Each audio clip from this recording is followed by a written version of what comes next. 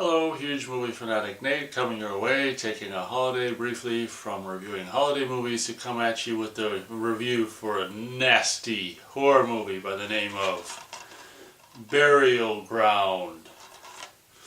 Looks like I might have got this in, I don't know, 2009 or maybe 2014. It's hard to tell sometimes what dates, the exact date it is by what they do on their price tags, but I got this somewhere along the line at Half Price Books in a clearance rack for $3, and I just revisited it recently, and I'm coming at you to do a movie review of it.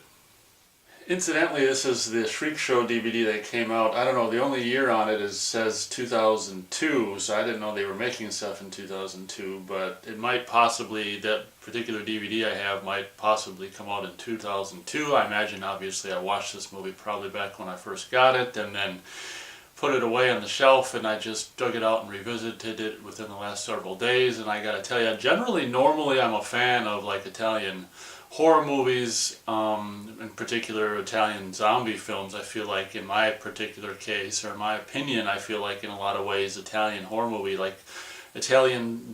zombies and like Lucio Fulci zombies and stuff really are some of the best and most gnarly ass zombies I've ever seen in horror movies. So generally I go in for Italian zombie movies. This one I found particularly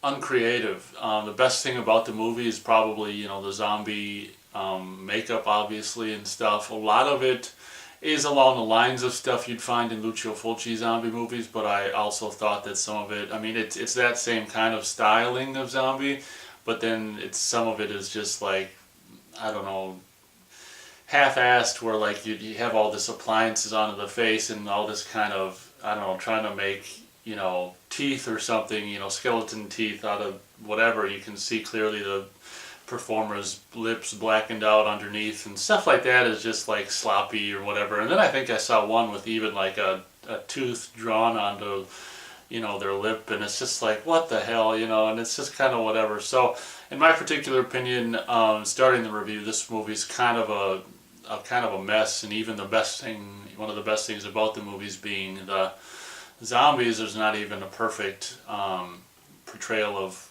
zombies in an Italian horror movie. So starting off the review, I'll say that this is probably one of the most just nonsensical, or I guess you can't say nonsensical, but plotless movies I've ever seen. Now, that's not a bad thing. I've said in reviews past that I'm not a huge fan of necessarily a plot in the sense of, okay, we've got, the movie starts with this we have to accomplish, and then we're spending the movie accomplishing it, and you damn well know it's going to be accomplished by the end of the movie, so there's really no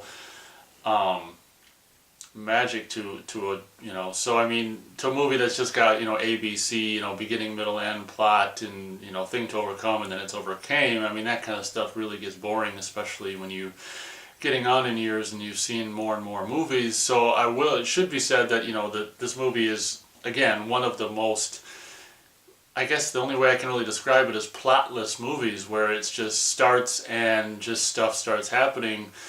In a way that's a good thing, but also in a way it's just like, oh man, you're really left, I guess, in theory I would really like a movie that has absolutely no plot, but then when you see a movie like this that actually has no plot, you kind of feel like maybe it's just their particular execution of it, but I kind of felt almost wanting more of a structure, just like, oh my gosh. So basically this whole movie's about, I don't know if it's 2 or 3 couples that just get together and they go, I don't know if, the movie starts with this bearded professor guy going down to the tomb or whatever and digging stuff up, and then he goes back down and gets attacked by zombies or whatever. I don't know if this is like this professor's house. It doesn't really matter, but this movie is shot in some kind of old rickety like castle / mansion place or whatever. So this movie is just about 2 or 3 couples that just basically go, they come to this place for, I guess, a weekend of just debauchery, and just, I don't know if they're swingers or if they're screwing each other's wives or spouses or what's going on, but at the very minimum, they're coming here to basically just fool around and whatever. And what's really funny about this movie is that one couple brings their kid, and what's so funny about this kid is this kid is played by some, you know, a male guy who's like in his 20s. He's got this, you know, particular birth situation or whatever, like the main kid in the first Children of the Corn movie, where, you know, it's stunted growth or whatever. So it's like this grown man who's in his 20s who has the, you know, basically appearance of kind of being a child and kind of being, it's a half man, half child kind of a situation. But he's like, you know, short, like maybe a 12-year-old or 12-year-old, 13-year-old height or whatever. And, you know, one of these, it's some kind of whatever, birth condition or whatever. But it's really strange when you start the movie, like, why the hell,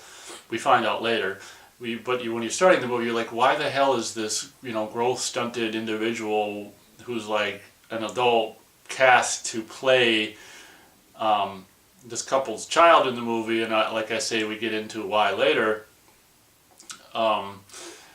which is, I might as well just say it now, because there's sexual innuendo between the son and, you know, the guy who, basically this child, this son. I don't know how old this kid's supposed to be, maybe 12, maybe 11 or 12 or something like that, because, you know, he's constantly going, "Mama," you know. So I don't, it'd be interesting. It would have been cool if they would have said how old this kid was supposed to be. But so basically, the reason they cast an adult to play this kid, who's supposed to be 10 or 11 or 12 or something like that, is because there's some sexual innuendo which is really freaking just goofy and nasty, between this son and the son's mom in this movie, where the kids gets all frightened later on after shit's going bad and the zombies are attacking the house and stuff. And, you know, the kid basically is all nuzzling up next to mom and, you know, feeling her crotch and wants to, you know, suckle on her tit and stuff. And it's just like, holy Toledo, you know. So wow. So basically this movie's about these couples, 2 or 3 couples, getting together at this spot. Obviously, the professor, having been killed at the beginning of the movie, is nowhere to be seen. I don't know. Oh, I guess the butler and the maid or whatever are kind of just like, oh, he's just, you know, whatever. He's gone on a dig. Sometimes he can be gone for hours, so don't worry about him. So that's the excuse why he's not around.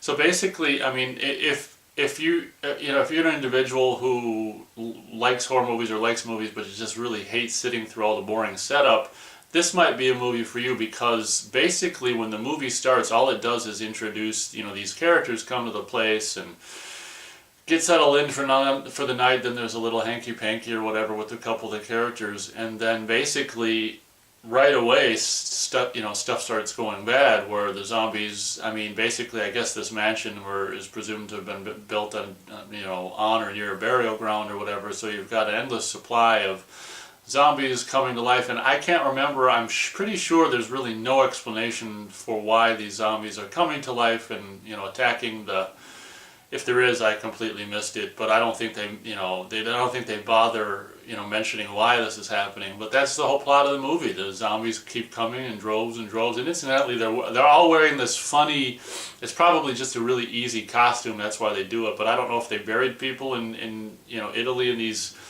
just kind of long robes and just, you know, wearing long sleeved, and it's just like robed outfit that goes all the way down to the ground. It's just like, just every single one of these zombies is like, I think, wearing the same thing and in various stages of tattered and tornness and stuff. So that's the movie basically. You spend whatever it is, 90, I think it's more like 85 minutes or something like that, just, you know, seeing these characters. For a while there, not all of them, you know, they're not really made aware of the zombies, and, you know, and then at some point they're all they're all made aware of, through just seeing them and having the zombies attack them and stuff. They're all made aware of the zombies' appearance or the zombies' presence. And it's just like Night of the Living Dead, where they try to barricade themselves in the castle or whatever.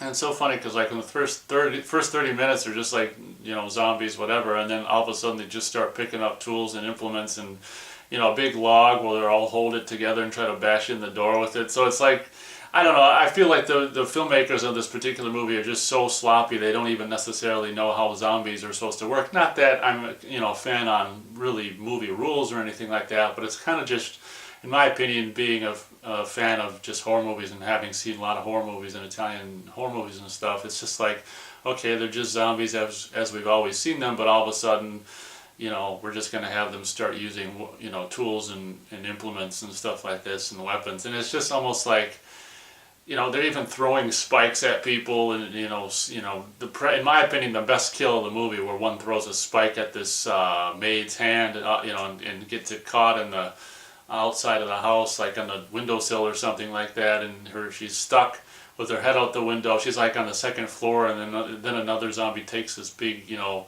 sickle scythe thing or whatever it is, and raises it up over her head, and then brings it down and cuts her head off. Is probably for me the standout kill in this movie. And it's just really funny how normally you don't see zombies using all these tools and stuff, so it's just like whatever. And then a few moments later, this guy comes down to make sure she's okay, only to realize that she's been decapitated by zombies, and he's just like, they're still down there, we'll just throw the rest of her corpse out the window and let them eat it. It's just like, oh my gosh. It should be said that this movie is absolutely nonsensical, which, you know, is part of its charm or whatever, and it's just like the character is just full of, you know, points like that where it's just like you just slap yourself in the face going, what the hell?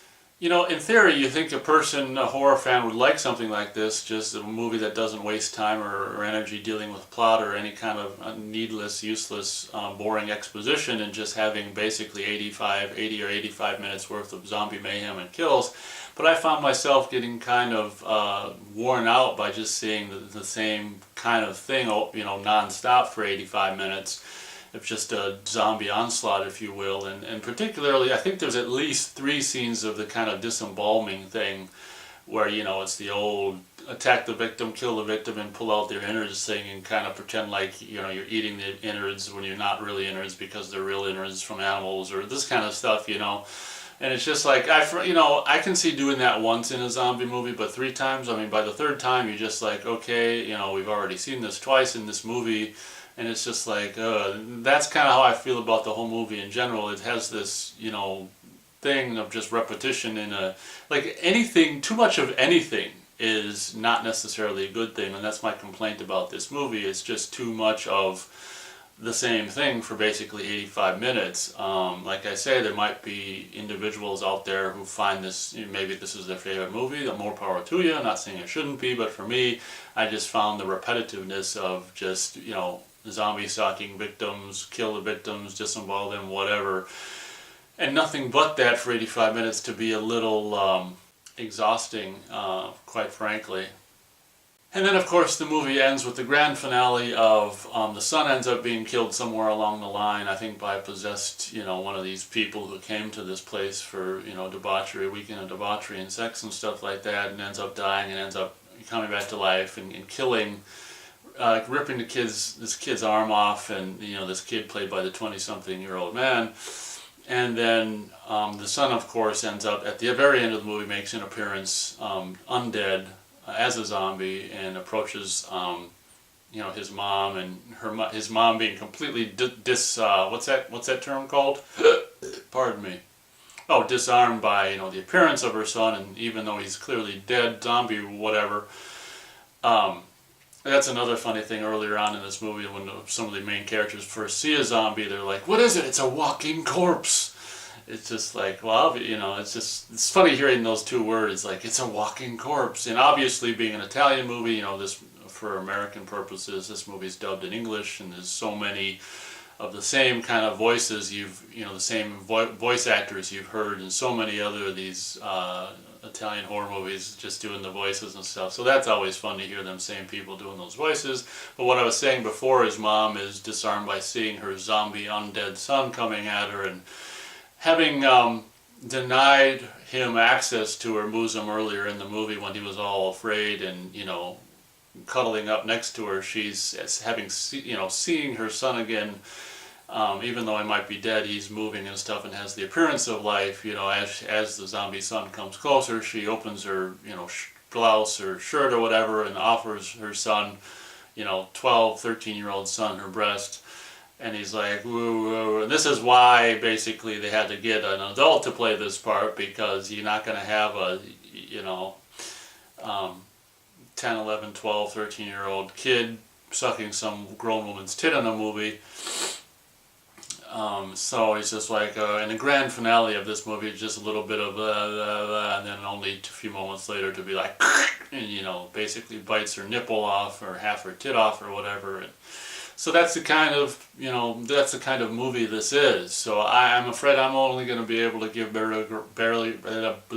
I'm afraid I'm only going to be able to give Burial Ground 1 star out of 4 stars.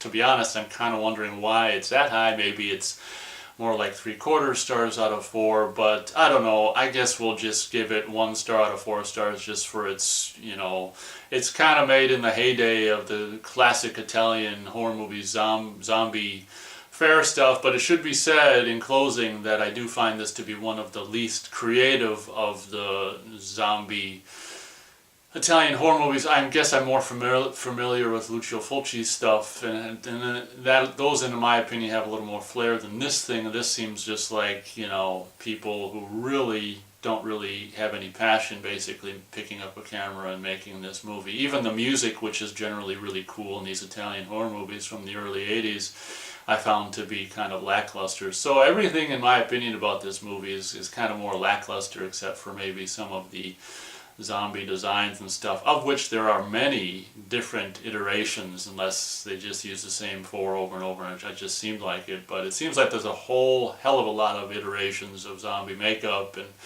and this and that. So thank you very much for watching my review of Burial Ground, and as always, we'll catch you next time.